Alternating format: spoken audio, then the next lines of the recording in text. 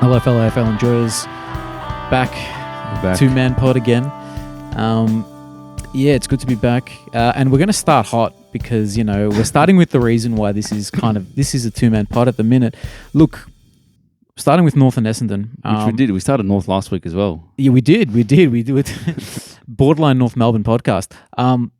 Yeah, so fellow member Dino has been absolutely ravaged, and he's by North's, you know, lack of victories, and, you know, the passion is keeping him out of the podcast at the minute. But, you know, I'm sure like it'll rebuild at some point. There's a couple of professional footballers, Jamara, these type of players that are out of the game for, you know, these type of reasons. Exactly. They've lost passion. Yeah, Tim Kelly. Dino's doing a Tim Kelly. Like, I don't know if I have passion for the game. We're going to send him to the VFL podcast and see if he can build up his confidence back. But anyway, sidetracking from North. Look, this game was similar to last week, I would say, and it was literally first quarter. We allow ourselves to just get destroyed through the corridor. Halfback corridor. These teams are playing like peak, I don't know, whatever team plays off halfback. Peak Brisbane, you know what I mean? And it's Essendon and Port, who we saw Port, what they did this week. Essendon aren't that great a team. They just merit. They literally just merit. Yeah. Speaking of, what a performance. What a player, man. What a last quarter. Yeah, what 170 Supercoach points that I don't have in my team. Anyone that pulls that level of ranking points, you know, has had a ridiculous performance. Yeah, and it climbed at the end. It skyrocketed because it was clutch play after clutch play. Probably one of the most clutch players in the league. It's a bit of a DeMar DeRozan for like when he was the best player at the Bulls, and he kept doing clutch stuff, but the team sucks. Yeah, it's almost like that. Well, he's carried Essendon for a long time. He's kind of been their sole midfielder, I reckon. Yeah, no, 100%. I'm not going to go we don't really need to go too much into Essendon, to be honest with you. But for North, look, fun moments in the game. Jai Simpkin, I trashed him last week, and I feel like I trashed Tom Powell at points as well. They both were great in the midfield. Simpkin with 2 clutch captain's goals. So, look, he's kind of responded and provided some of that class that I was hoping for. Yeah. But look, other than that, it's just like, why are we doing this for full games? Why do we have to wait until we get destroyed through the corridor to realize, we have to protect the corridor. We got to protect our defense. I don't understand why we're waiting that long. So that's happening. Did you think at any point you're going to win? Yeah, 100%. Because we always come back and we always go, you know, they always give me hope. And as a fan, I always have hope. I always have that, you know, this is going to be the one. And constantly we're beaten down. It's just, it's getting a bit too much, man. Like, shout out Finbar Mayliba. Like, unfortunate finish to the game. What do you think of that moment? Look, as sad as it might sound, I turned off the game, you know, right towards the end. And then I'm like, after 2 minutes, I'm like, I have to see what happened. I literally turned the game back on and I counted. I was sitting there counting. I feel like it got to about the 30-second point. Then he started walking and then there was just like play on. So I think they're a little bit harsh on a first gamer here. But it's like, he needs to do better. Someone needs to tell him hurry up. Yeah. Basically, there's a lot that went wrong there. But he looked good though, man. I got to say, like, he's flying, and you know, his contested markability is great. You know, I kind of want to see for next week Will Dawson, another young key position that we have, scored 3 goals in the VFL, and he's probably one of the tallest players apart from Sherry in the team. Just chuck him in there, bro. Chuck him in there. Give Darling a rest for about a week or two. So what we got with Will Dawson? We tried to play him forward last year, and then he got injured 7 minutes into the game when we tried him forward. Right. We haven't had a chance to see it. Here's our chance. You know, maybe we'll go see that. I enjoyed McKercher's Sonic impersonation, where he like with that goal, with that goal. You know, and he's wearing blue as well, so it really fits the Sonic thing. Other than that, it's hard to be a North supporter right now. We got Brizzy next week. Yeah, I don't think that's going to go well for you. No, something tells me. I don't know. But we do play well in Hobart, you know. Is it in Hobart? Yeah, it's in Hobart. So it's, you know, I might even tip us. You know. That changes everything. Yeah. The only thing I noted from this game, and I don't know if it was just me, but it looked like there was no North supporters in the crowd. It was all red. Look, I think that's understandable. But did you pick that up, or is it? It just felt like there was no blue. I couldn't see any. Yeah, look, other than behind the goals. Essendon home game and North supporters are. I feel like the morale is at. Do you reckon they've had enough? Like they're not rocking up. No, 100%. Why would you? I'd rather watch that at home, and smash remotes at home rather than getting to punches at the footy. You know what I mean? No, honestly, it's tough. It's dark days as North supporters. It's just got to be better, man. It's got to be better. Like, we can keep looking at, we're staying in games for longer. But we've been doing this. We do this for like maybe a couple months a season. It's got to be that type of talk. You just can't stomach it anymore. You can't stomach little wins and growth and young players coming through. You get to the point where you either win or you don't. Yeah, and it's cool. Like, and there are great moments in the game that give us that little bit of nourishment. But we need the nourishment of a win, man. Yeah. I'm famished. Every team I'm needs hungry. that. Every team needs that, dude. 100%. Anyway, I don't know if there's much to go on about in that game. It's the same thing. Yeah, it's the same thing every week. Next game, another crap game, bro. Dude, Friday night, I got home from work late. I was tired. End of the week, tired. I plonked myself in front of my computer, right? Yeah. And I honestly feel a little bit violated by Fremantle because they took advantage of me 100%. When I was at my weakest because I didn't have the ability to get up and walk away and do something else. I was that dead, right? And so I just sat there and I watched this whole game, bro. And it was honestly, I honestly think that was maybe the worst performance I've ever seen from a team that is experienced enough to do better. Yeah. Like, you've seen teams do the worst shit ever, but they're like rebuilding teams. Free is meant to be like a top 8 team, challenge for top 4. They've got all the pieces when you look at them like that. That was despicable, dude. They were at 15 points at 3/4 time. How's that even possible? It wasn't insane. It wasn't a rain infected game. No, this was Etihad, yeah. So yeah. Nah, disgustingly bad. And it doesn't make any sense because of you look at the players, you look at the inside mids, right? I know Hayden Young goes out, but that doesn't mean that you still have Brayshaw, you still have Sarong, you still have Bolton. He's super coach points, bro. He had like one possession or something, half time, something like that. Bro, I think he got 5 super coach, bro. The whole game. 5. So he didn't touch it. I need to confirm because it's that crazy. Like, it's crazy to say. This is a star prize recruit. But the thing is, like, it's so interesting. You talk about the midfield. The Saints won clearances 50-22. That's insane. That is a ridiculous number. That's unheard of. That is actually unheard of. And inside 50s, who knows how much they destroyed them, right? Yeah. And it was like a very Saints game because Ross Lyon likes to clog the field, make it like a contested game, make it stop the free-flowing nature of football, right? And Freo could not move the ball at all. And they're actually, if you follow the champion data stats or description of how Freo play, they're actually the slowest team with ball in hand in terms of mark kick, but they're the most direct at going towards goal, which kind of means like they grab it and they just kick it forward. They don't go side to side. But when you actually looked at that game, they took their time with kicking it, but it just went to nowhere and to nothing. Yeah. There was just no moment where they broke open the game. They tried to switch it. And that's probably a coaching thing as well with Ross stopping them.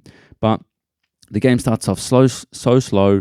The Saints scrap a couple of goals. They keep it tight, but it's 27-7 at half time. So it's not like the Saints were firing. They just had the game kind of in control. Yeah. And then the second half, the Saints started to find their feet and they scored. And you're like, oh, you're watching this shit. Like, these guys are kicking away and Freo are not responding. They just laid down and died, man. Well, it looks bad on Longmuir. It's like, surely you can galvanize the boys and say, hey, we'll shift the magnets, we'll do something. He just sat back.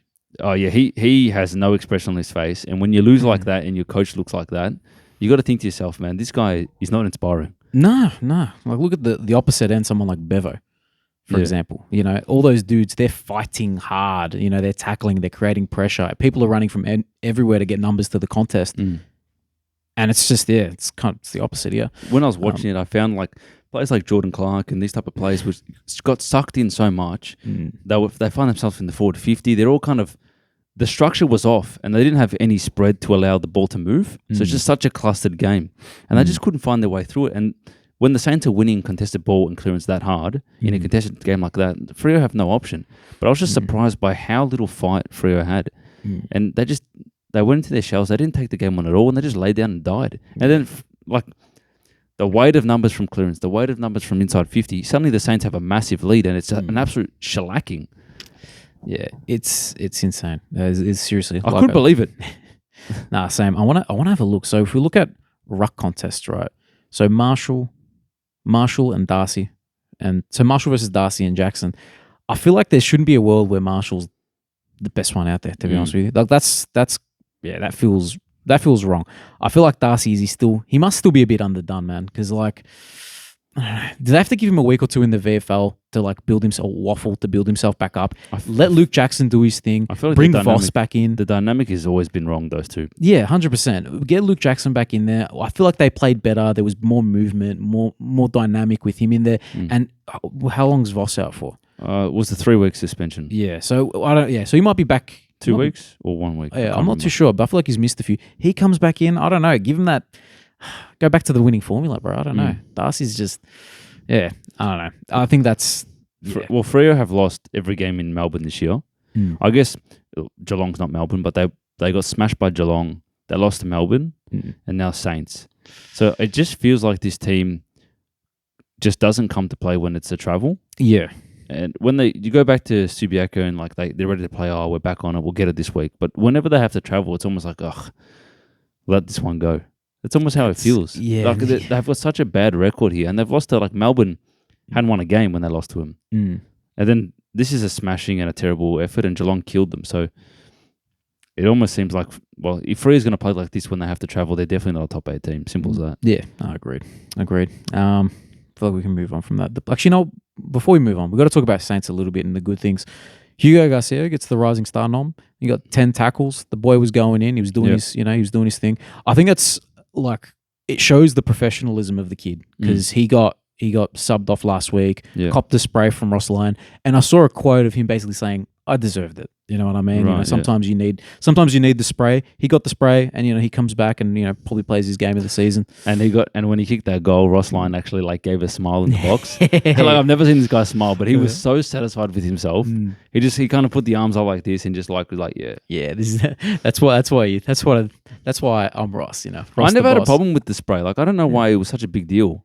No, I like it. I like it as well, man. Some players need it. If a player can take a spray, then you give it to them when they need it. But the funniest part about the spray is all the commentators, the ex-football players that are commentating about it, they had such a soft kind of response to it of, the poor kids had a tough week and all that stuff.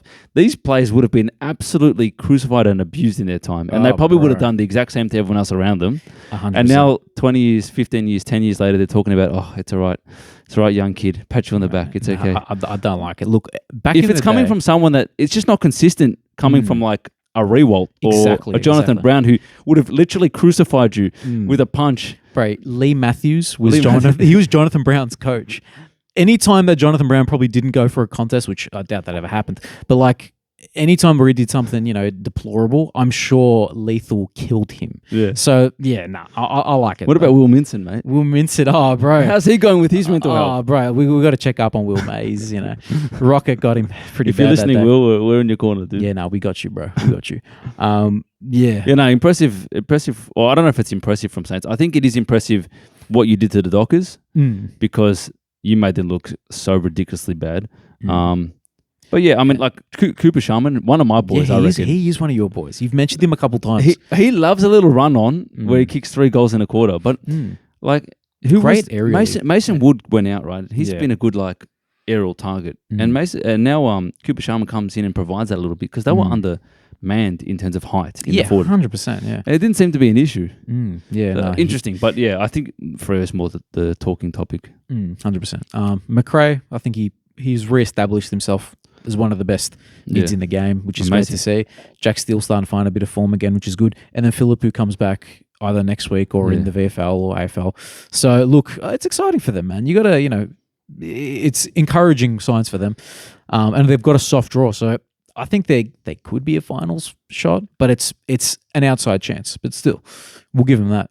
Speaking of finals chances, Western Bulldogs firmly into I'd say top 4 contention. The second Bond comes back, the level that this team goes to is insane. But even before, they weren't that bad. They weren't bad, but they weren't like oh man, look at these guys, look what they're doing to you. But like Bond comes in and kicks 3 goals a game, man. Yeah, it's an extra 18 points, bro. Huge, man. He's huge. But it's all the parts. It's not just him, man. It's just like Treloar comes back, so you add him to the mix. Kennedy, Richards, Libba, Fraser, just all these just big bodies. They're stacked, actually. They're super stacked. They are stacked, man. And they're all kicking goals. Yeah, and they got rid of Smith and McRae last year. You know what I mean? Or, you know, yeah. So it's like, it's a lot of fun for them, man. Like I rate them very highly. Port, are you really like? I'm surprised that Port put up this performance, but I'm also not.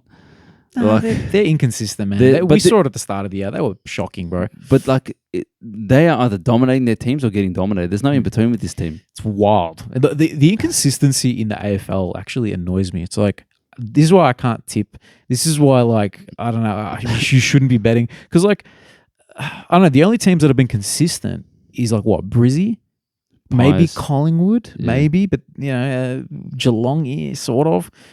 No other teams are consistent. Like it's just these swings week to week. It's just, it's crazy, man. It's crazy. Yeah. Home ground advantage, does it matter that much? Look, I'm not really sure, but the Dogs are just firing. It seems like Port is relying too heavily on Butters and Rosie, and that's it. In a game like this, when you've got like Tim English had 27 possessions, 3 goals. Bond kicks 3 goals, plays forward. Kennedy's 11 clearances. Ed Richards got like 160 ranking points.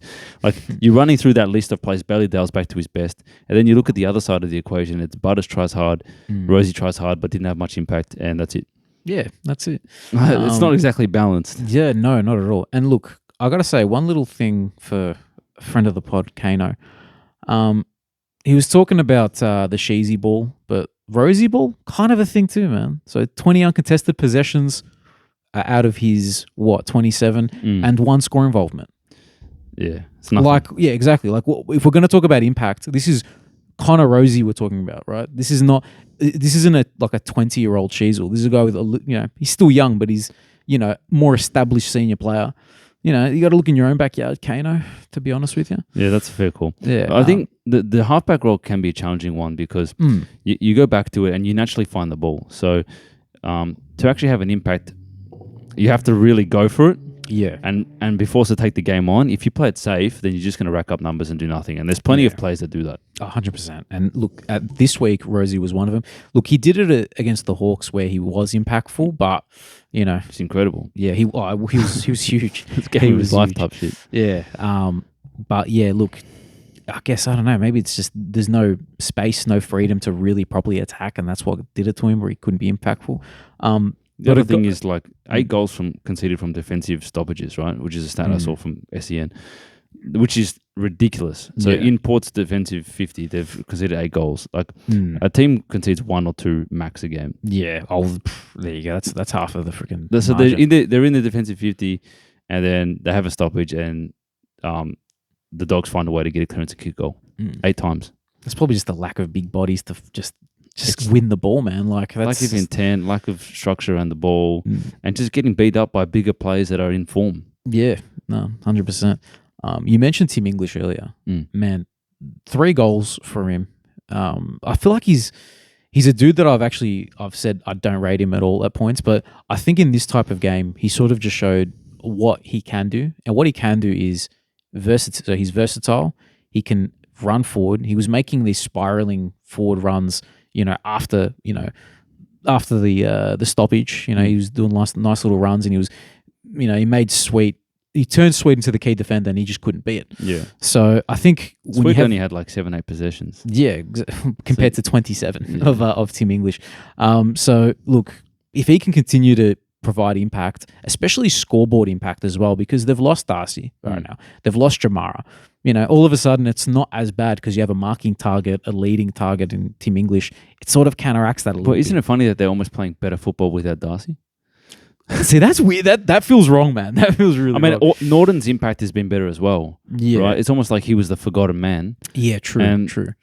He's having a bit more of an impact as well. I mean, it does coincide with Bond coming in, who's the best player in the true. comp. I think it's that. Imagine them together. Yeah, I mean, Darcy's a freak, and he's going to come back and he's going to make a big difference. But it goes to show that having a central focus doesn't always help you. Yeah, true. If everyone in the team contributes and you get goals from Wests and your midfielders, and a Even big spread. Buku as well. Buku kicked a couple goals. Yeah. Then that's all you need, mate. No, 100%, man. 100%.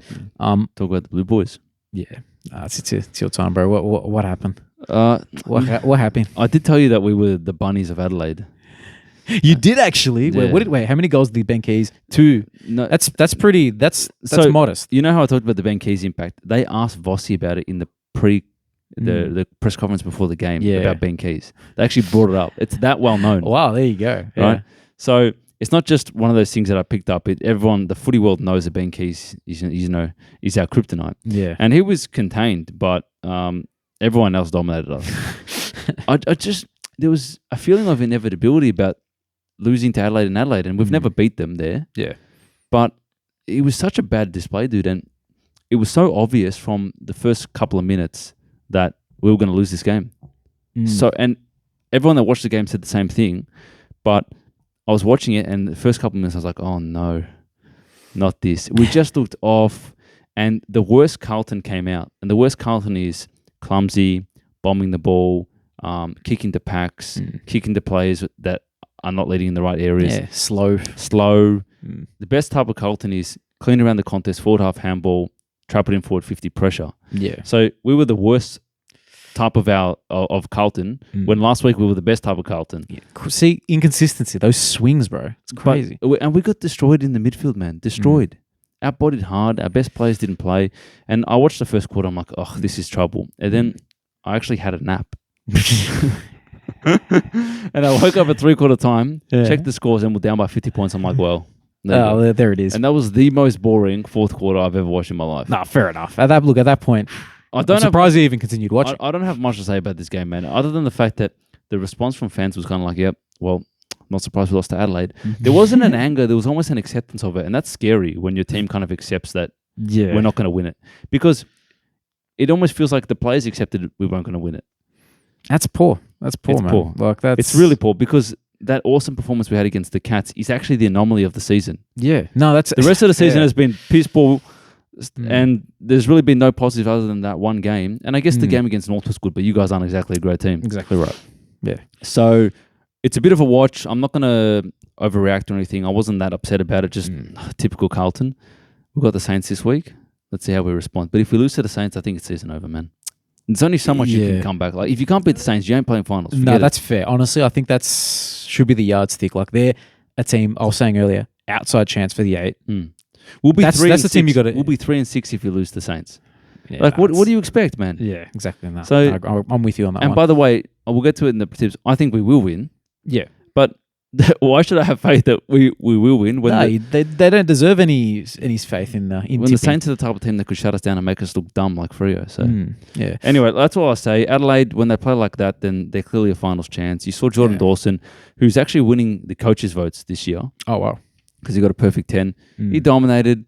I think the thing that's let him down a bit is his disposal efficiency throughout the year, but he got that right against us. Trust. Sure did. Yeah. And yeah, they just monstered us. They looked so much faster, so much cleaner, so much tougher. And yeah, it was a shellacking, man. Yeah, no, it sure was. I think something that's like amazing in the Adelaide sense is so Dawson, Rankin, Peatling were the top 3 CBA attendances. Yeah. Peatling, you know what I mean? Like, these are guys who's played a bit of forward time this year, you know. They recruited him as an inside mid, but, you know, he's sort of been relegated to playing forward because of Matt Crouch, because of, you know, Saligo's time in the midfield actually dropped this week. Yeah.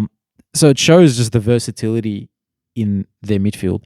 Rochelle went in there. Yeah. There's so much pace, so much power. Yeah, and it just you don't know who they're going to throw at you. Even Berry is getting minutes in the midfield. You know what I mean? And I don't know if I really want him in there, but you know, there's just so many magnets that you could put in there. They do. So, and I think they're still trying to work out what their best mix is because Matt Crouch isn't playing now. He's not injured. He's just dropped, right? I'm not sure. I feel like I've heard somewhere that he has been carrying some sort of injury. Right. So maybe it's like a rest, like a managing thing. But like, I like Matt Crouch, but there was a time where he was like considered like very much gettable as a free agent. And then they sort of re-signed him because they're like, why not? We'll re-sign you. And then he re-established himself. So it wouldn't be a surprise if they just fade him out. He wins the ball, but the risk is does he hurt you? Like I feel like McRae is hurting teams. Yeah. Right? But like Matt Crouch wins the ball, but I don't know. I'd much rather have Rankin bursting through there, Dawson bursting through there. 100%. Peely's got the pace and the aggression. Saligo's got the pace and aggression. Rory Laird's kind of plays midfield, but he's gone a bit back again now. Yeah. Look, I think with Matt Crouch, from just based on the eye test, he's a great accumulator. I actually think he's pretty decent at using the ball as well. I think when he's got his time, he can, he's a decent decision maker. But that lack of pace, when you're trying to play fast, Dawson's quick-ish, but he's not, not super quick. I don't know, having both of him in there, I don't know if you can manage that. I think the mix is the issue. Yeah. Yeah. Whereas, Dawson, Rankin, Peatling, there's no issue with speed there. If Dawson is the slow one, right, the other two make up for that. So, yeah, it is scary to think what Carlton looks like when they lose the clearances that bad. That they need to win clearances to win games. They just have no other option. So, in that instance, they had no chance, unfortunately. All right, we'll move into West Coast versus Max Gawn. Now, he is the best ruck of all time. Yeah, thank you. And I was going to ask that question. Yeah, we did a video a couple years ago. You're right. And I remember, I think I was the only one who put him as number one, if I'm not mistaken. You had Aaron Sandland. Nah. Did I have Sandy? No, you didn't have him number one.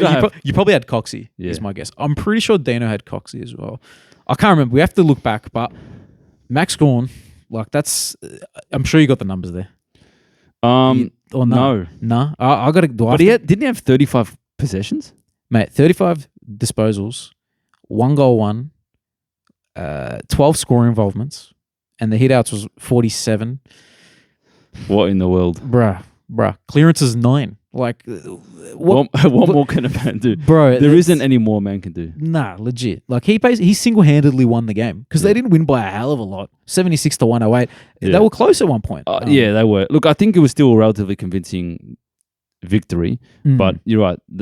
How much work does one man do to make it happen? Mm-hmm. And this is, after, Clary's are laid out, and this, again, it's murky on those, on that side. It's like, he's managed because of mental health, and then later on we hear that he wants out. 2026, he's going to request a trade again.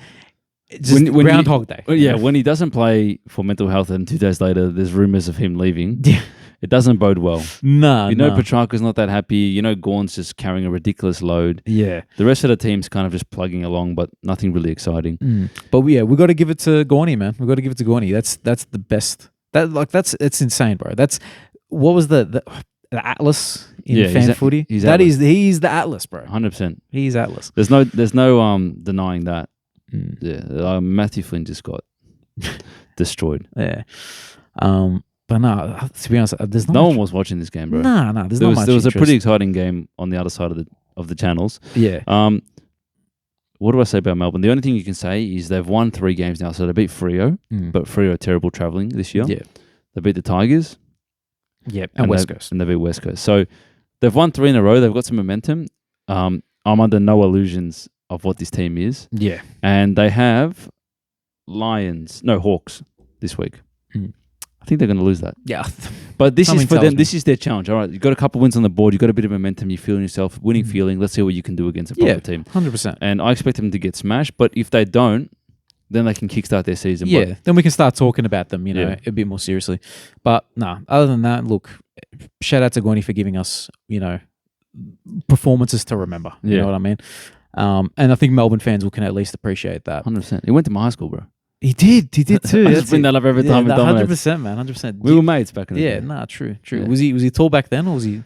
No, he was my height. Really? Yeah, he grew huge that growth spurt. Huh? Did he have a beard when he was in high school? No, I don't think he did have a beard. I don't remember him much other than the fact that in Year 12 assembly, he was like almost stripping on the stage. What do you mean he was almost stripping on the stage? When the Year 12s, because he was in Year 12 when I was in Year 7. Yeah. So I'm like coming in, how they have the Year 12 assembly where the Year 12s put on an assembly and they do funny shit. He was just on stage, like topless, I'm pretty sure, dancing with some girl that was like at his knee height. That's what I remember. It was a long time ago now. My memory's a bit, cloudy, but you went to the stripping high school. Yeah, that's right. There you go. Right. Yeah. Good on Gawny. Yeah, shout out to Gord, bro. He must have been. He was obviously loving life back then. We'll move into the game of the round, though. These guys always have a great Like when's the last time they've played Pies and Cats and it hasn't been an absolute thriller, mate. Shout out to him for giving us that, man. Like, it was an interesting game to start because it was like it was just sort of like just switching momentum. You know what I mean? Yeah. Cats start well. My boy Shannon Neal gets the first, goal after a contested mark. He's my boy, But then it swung Collingwood's way, and then Geelong sort of came back, and then Collingwood's way again, and then Geelong went on a tear. And I think the player that we have to highlight, and everyone's going to be talking about it, but Dangerfield, man. Is there a more impactful forward in the league right now? Probably not. Like the way that he plays and the way that he's put the team on the back this year has been incredible. Like for the Cats to be able to relocate him to the forward line and almost rejuvenate his career, the power and the pace and the precision of him at the moment is insane. Yeah, no, it's and even like last week against Carlton, he had this moment where he just absolutely the fourth quarter he ran through Adam's side. I don't know if you saw that. He literally missiled through him.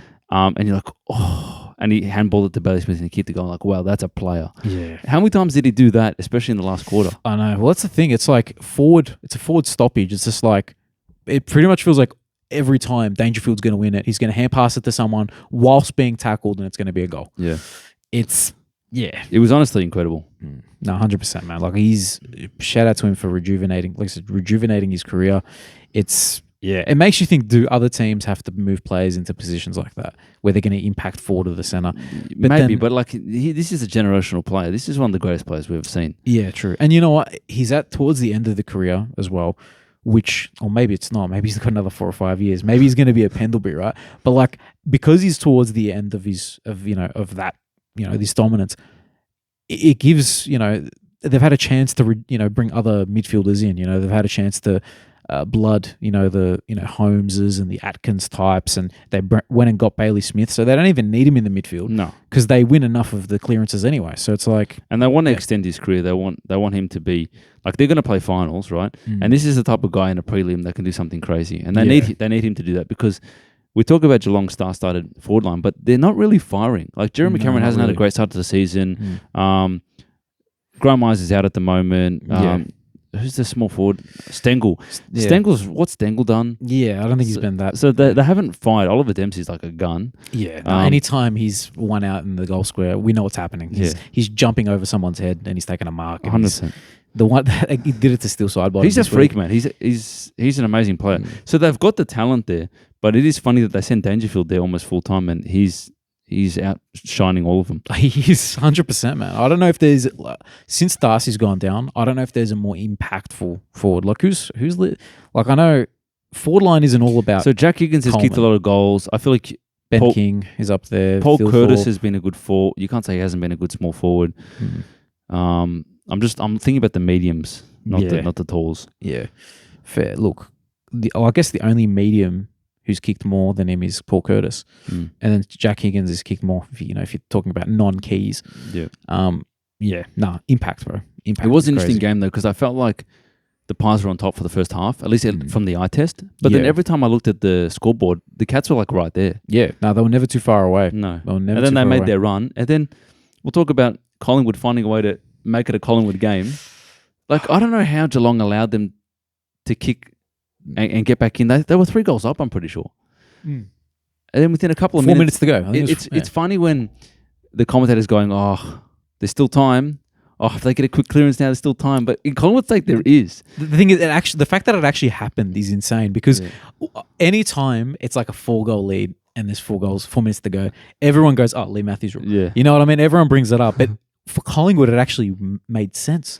And it was off the back of Brody Mychek. Yeah, he had 2 contested marks. Yeah, massive marks. Insane. And then there was the umpiring decisions as well. So there was the kick that was insufficient evidence. If you want to like roulette it, you just go to the third umpire, because you have no idea what they're going to come up with their evidence. Oh no. And I'm not going to sit there and say it was a good or bad decision, but I've seen those be overturned. I've seen them have insufficient evidence and there being way too much evidence. I've seen them say there's evidence and there's been none. So I think it's intent, not evidence. But I like evidence. Oh, yeah. It's like a real court case here. You know. Well, is there evidence that they touched it or not? You know what I mean? Yeah. So anyway. That one was weird. The Bobby Hill run down tackle. The second he run down, I'm like, that's a trip. I thought so too. Yeah. I honestly think so too. But I feel like maybe his hand probably brushed past his hip, and then slipped. But I feel like there was never a tackle on the hips, Yeah. personally. But I'm not a Collingwood supporter. I would like to see that though. Yeah. Be a tackle and not a trip. Look, For the game. I agree. Look, as a fan of the chase down tackle, Yeah. we've seen in 2 weeks a trip like that, and we've seen a 3-week suspension. Do you know what I mean? They're saying something. That is saying something. Yeah. The chase down tackle is like the chase down block in basketball. We love it. It's one of the best. Like it's one of the best parts of the game. Easily. Everyone up off their feet. We love defensive players. You know, Yeah. attacking players are great, but in any sport, a good defensive play is just as exciting. And this is what the I agree. AFL gives us. And Bailey Smith at the end was like, yeah, I think the umpire should just put the whistle away. Oh, there you go. And I think he should. So in that instance, I can see how the trip was called, but I don't. It's almost like it wasn't in the spirit of the game or the moment. Yeah, because to it call was as a probably trip. a 50-50. And it's kind of like, man, I feel like the effort of Bobby Hill to run that down should have been rewarded as opposed to that. Yeah, I feel Anyway. like they usually give the benefit of the doubt to the running tackle. Yeah, I think so. That's right. Yeah, I think so too. But I've seen many trips and like a high tackle in the backs as well. So you got to be careful. But what's the umpire thinking? Going, oh, look at this massive event. Oh, I think that was a trip. Like the technicality that comes into their mind to make the decision. Yeah, I guess they need to not get swept up in the moment as well. So yeah. In saying that, I do think it was a trip. look, In saying, like that was my first impression. Look, and I agree. I kind of stand by it. I agree with that. And But- so I'm not saying it was the wrong decision, Yeah, but I just wonder. Yeah, mate. I don't think it was the wrong decision, but I probably would have almost rather it be a tackle. yeah. No, I agree. No, because then it becomes this huge moment. Yeah. That goes into Bobby Hill's highlight package. Yeah. When it's all said and done. But yeah, And then they kick the goal, and then there's like 30 seconds left. Dacos like takes his man, the tagger, yeah, all the way out. yeah. Somehow it's a holding the ball. They bomb it, and Jack Chris, the record-breaking man, marks it on the siren. And you're like, I lost my mind, man. I could not believe it. I'm like, how has this happened? How have they done it? They're going to win. And I hate Collingwood, but I kind of want him to kick the goal. Of course. I want him to This win is a huge moment. Yeah. Like this is That is insane fairy tale. How does that happen? And then he didn't kick it. Yeah, they show the kids as well. Yeah. They show these little kids like, oh, daddy kicked the goal. But he didn't kick it, though. Didn't kick it. And I kind of... How? Yeah, I don't know. If that was a grand final, I would have kicked that, man. Maybe. Look, That's a Collingwood thing to do, to kick that. No, 100%. But look, at least everyone else is happy. All the, but then the thing is, like, it would be cool if it was a team like a Bulldogs that it happened to. Like, the fact that Geelong are the beneficiaries is kind of like, Yeah. I don't feel good about this now. If it was the Dogs, if it was like North, if it was what other team, Gold Coast teams that what teams that people don't really hate. I know Richmond. We'll go Richmond, right? Because underdog type team. You know? Underdogs. Anyway. Yeah, look, I think Cats earned the win. They're efficient. They stayed in the contest. They shouldn't have let Collingwood find a way back when the game was done. But yeah, just from a neutral perspective, such a fun game to watch, and you kind of that's what you watch football for. Those type of games. Yeah, I have a question for you in regards to Geelong. So they won this game. In your opinion, who are their best two defenders? Geelong's best two defenders. I think number one's obvious. Um, I'm not talking about players who played, just in general. The best defender, one of the best defenders just in in the general, league. Just in general, Stuart. Yeah, Stuart, and then number two, it gets a bit, like I don't know. Yeah, I'm not sure. But for me, it's probably Jack Henry. Yeah, Jack Henry. Yeah, They're both out, yeah, and that's they a good still point. managed to win this game. That's a good point. So I think you got to give credit where credit's due. Don't worry about this. The umpire call is what it is, and Jack Chris missing, but this is a team losing two guys who can. Stewart's generally just the interceptor, but he could play tall. Henry's become a hybrid of both, in lockdown and intercept. So it's like, well, they've got Zach Guthrie, who's one of my boys, who does the kick outs, can intercept and can kick it. Yeah. Mitch Duncan comes back and plays a bit more of that role. Yeah, he has a good first half. Yeah, he was okay. Yeah. Then they kind of rotate like Sam DeConning in the back line. Blitzarf always has a role there. Yeah. Connor O'Sullivan has really stepped up the last two games as well. So they're standing in the presence or standing up while Tom Stewart has been injured or not playing. Yeah, and Henry as well. So it's got to give just a little bit of credit there for them. 100%. Yeah. The goal from, I think, was it the goal that I found crazy was the Darcy Cameron one. We just chucked it on the boot and it just somehow snuck in. Insane. Right, there was so many moments in this game. There was. I mean, even like Dacos, we didn't really talk about him. That guy had one possession last quarter. So that tag, how the tag wasn't really working up to 3/4 time. Yeah. And then they persisted with it, and I feel like it almost helped them win the game. How could it not? Yeah, true. Dacos not having an impact in a game like that, that's crazy.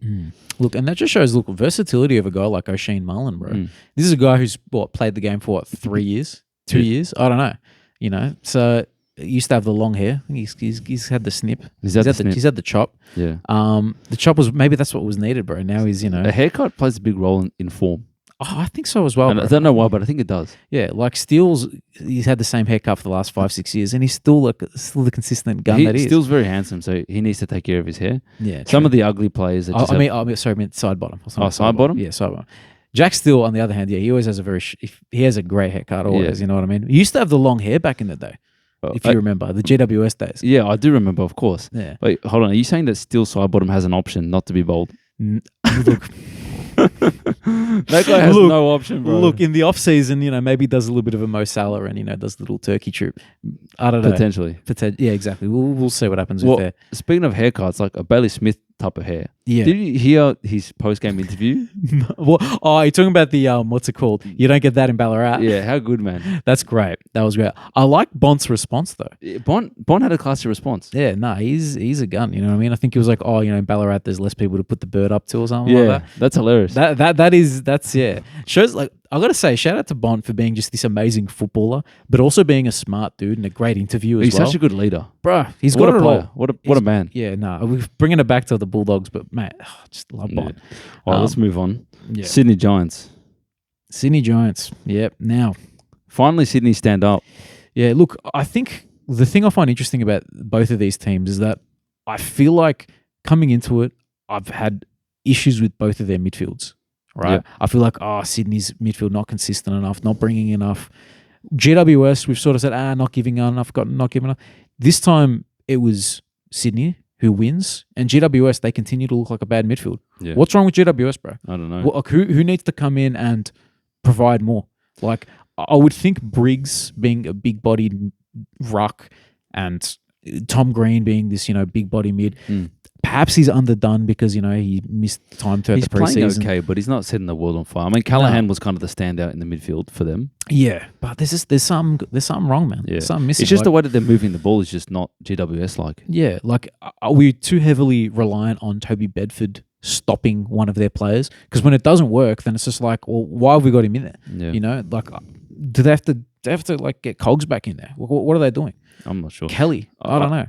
Kelly more midfield minutes. He must have been injured. Kelly. Yeah, I think he is actually. But yeah, I just feel like some of their big players just haven't been standing up. I mean, Toby Green had no impact at all.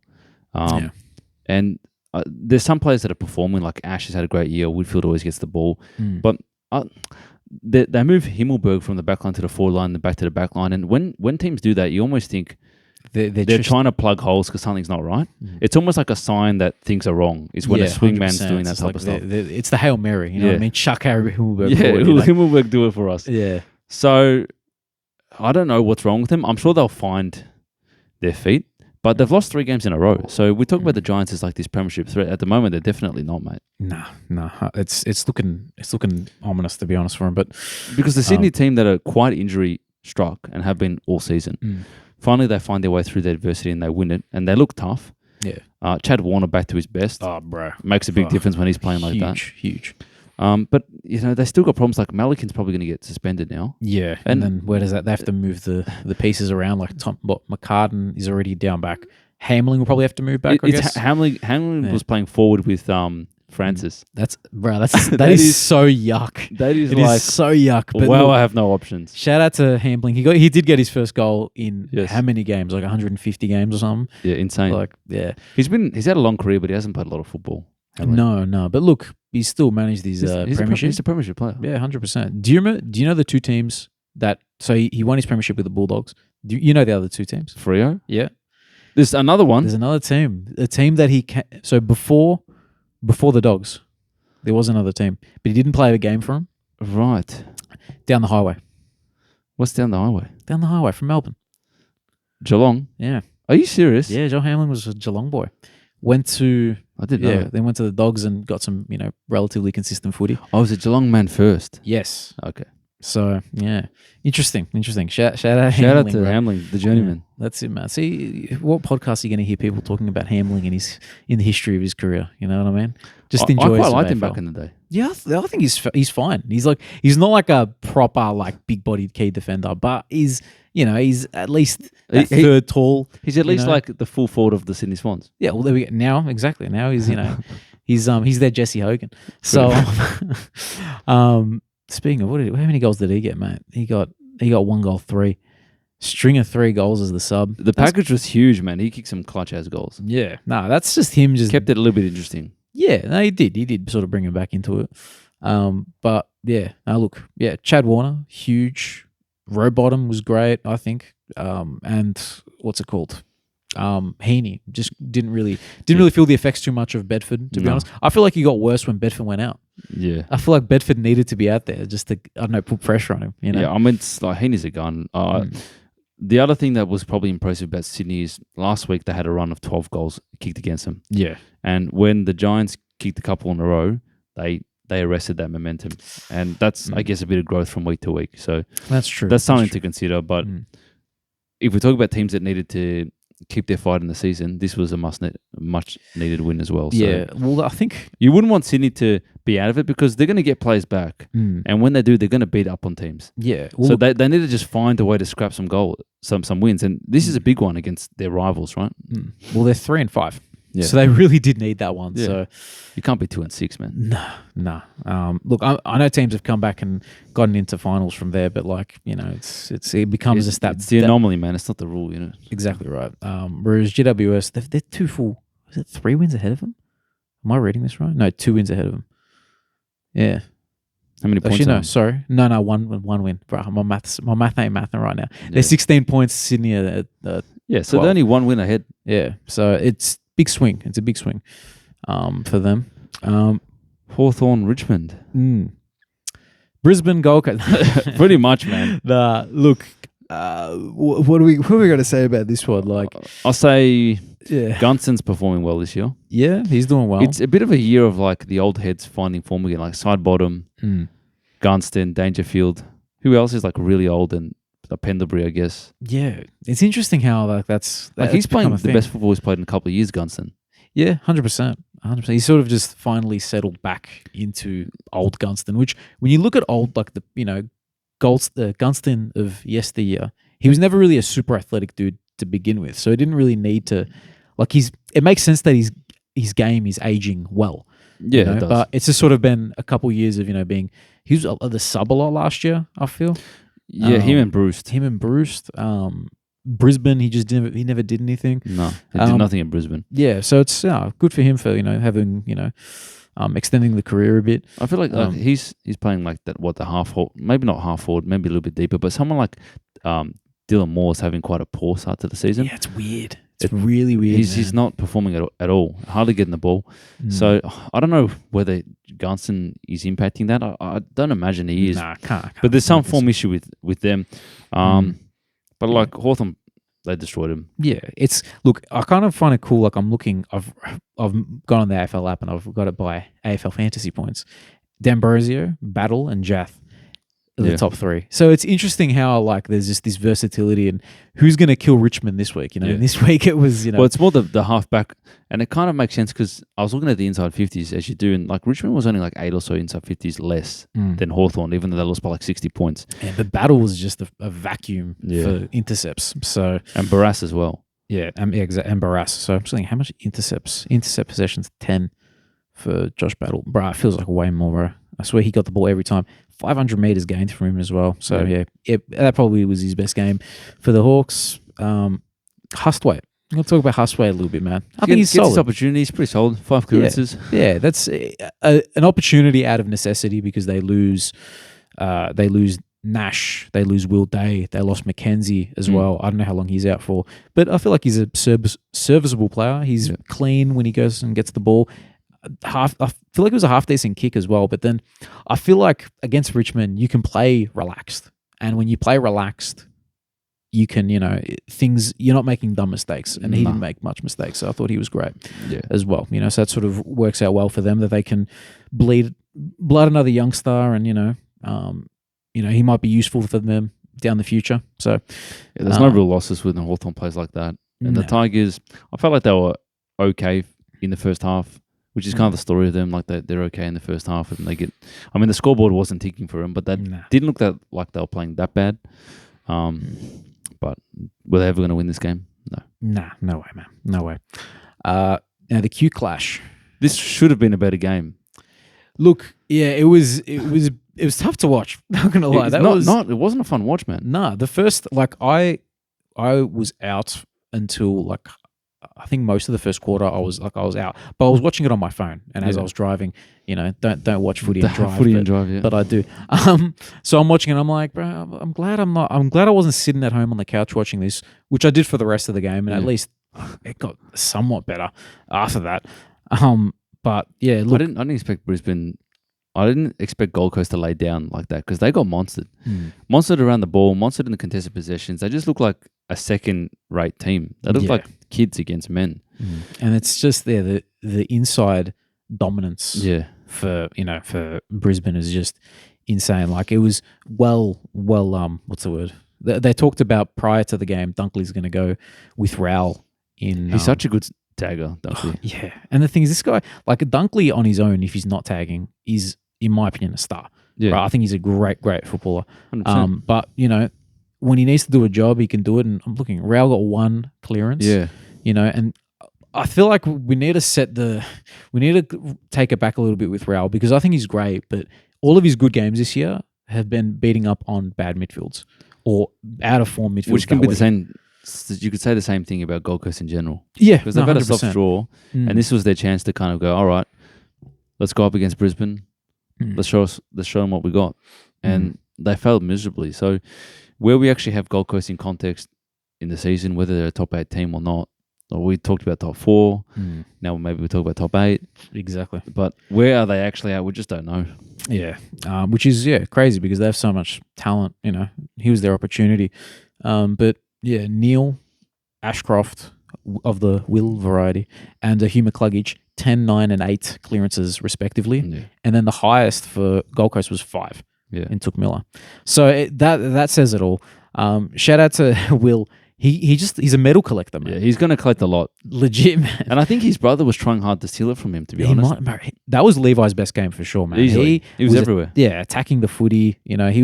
He was the sort of the winger that comes in on the stoppages, and I think that's suited him, because for now, whilst they still have all these great inside mids, don't know if you can really have him in there just yet, but yeah, you probably could, to be honest with you. Like in the future, when it's going to be like, when Neil retires, when Dunkley retires, and you're going to have, Will and Levi in the midfield together at centre bounces, it's going to be insane. Yeah. And someone I think it was on First Crack they were talking about it. Darcy Wilmot as a potential guy to go in there as well. Can you imagine those three high energy, just lunatic type players in a centre bounce? Yeah, what I mean. I feel like that'd be cool. They got such a great crop of young players, considering they're premiership favourites and they just won the flag and they're on top of the ladder.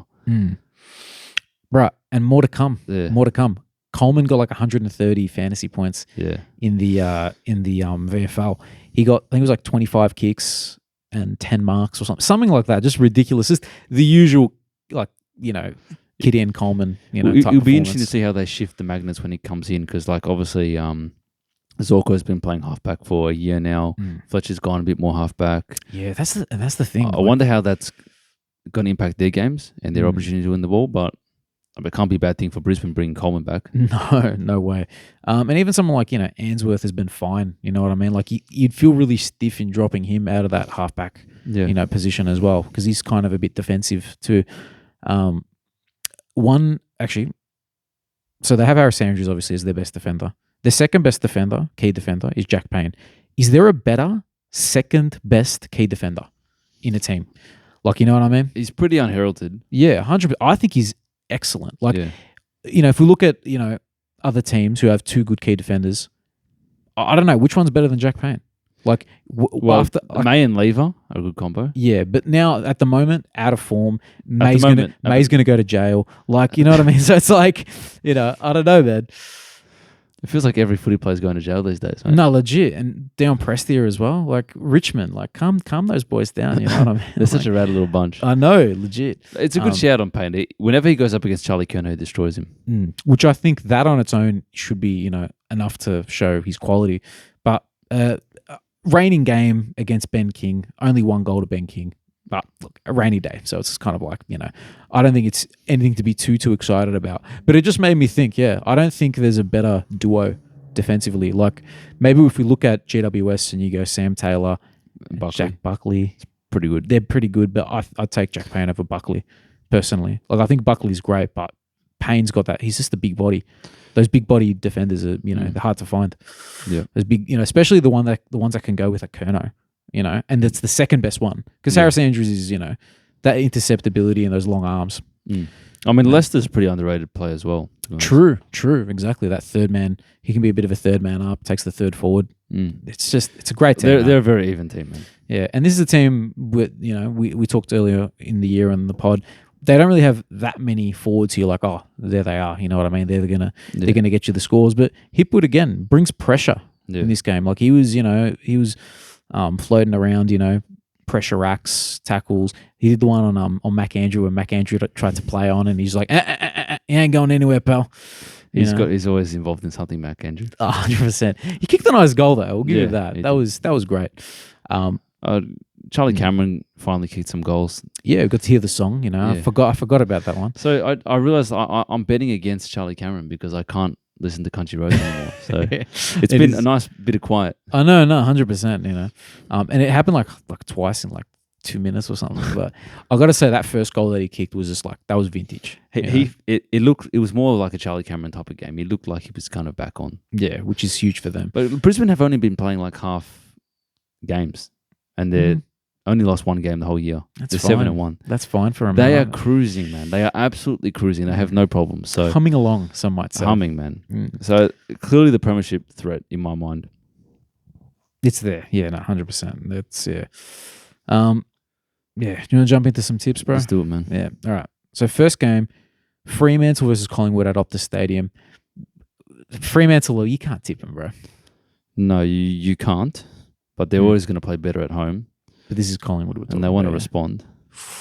Collingwood travels pretty well, though. Yeah. 5-day break. What's Freo? When did Freo play? They played on the Friday. So they do have a little bit of an advantage there. But they don't have to travel. I'm trying to sell it. Yeah, look. Let's go Pies, man. Yeah, 100%. I'll bring up the tipping thing a bit later. St Kilda versus Carlton at MCG. Look, another team Carlton plays pretty bad against, by the way. Yeah, 100%. They're a bogey team. They are. I'm going to go Carlton. I haven't learnt my lesson. Yeah. No, look, I'm not good at tipping, so I'm going to go Carlton as well. And St Kilda are going to win. Man. I got you, bro. Let's fall even further down the ladder. Oh, yeah. Melbourne versus Hawthorn at the MCG. That's going to be a cheeky Hawks dub. Yo. Essendon versus Sydney at Marvel. Now, do Essendon play well against Sydney? Something tells me they do. Some tells me they do, but I can't tip Essendon, bro. I like the fact that Sydney won that game. I don't feel like they get reinforcements though. Look, I think Mills is close. Taylor Adams might be close as well. But I can't tip Essendon, bro. I'm not tipping Essendon. Yeah, no way. I'm not that type of guy. Yeah, exactly. In saying that, they're probably going to win because I can't tip. So that's you know how much I hate tipping, bro. I hate tipping. Honestly, like the fact that we've done a tipping competition and we do the tips at the end of episodes. I've got like 4 tips right this week. Bro, I probably got less, bro. I can't remember what I got. After we go through these ones, we'll talk about it. Gold Coast versus the Dogs at Darwin. I can't tip against the Dogs, bro. I know that they're pretty. It's pretty one-on-one. Do they play all right at Darwin? Obviously, the Suns play good at Darwin, but do the Dogs play? I don't care, man. I can't tip against the Dogs. Ballarat, Darwin, same thing, man. Yeah, 100%, bro. Let's go Dogs. Yep, sounds good. Port versus Adelaide. Is this the this is a showdown? The showdown, baby. Look, they'll come to play for the showdown. 100%. Let's go Adelaide. Yeah, 100%. Richmond versus West Coast. Now that's interesting at the MCG. Game of the round. I'm gonna go.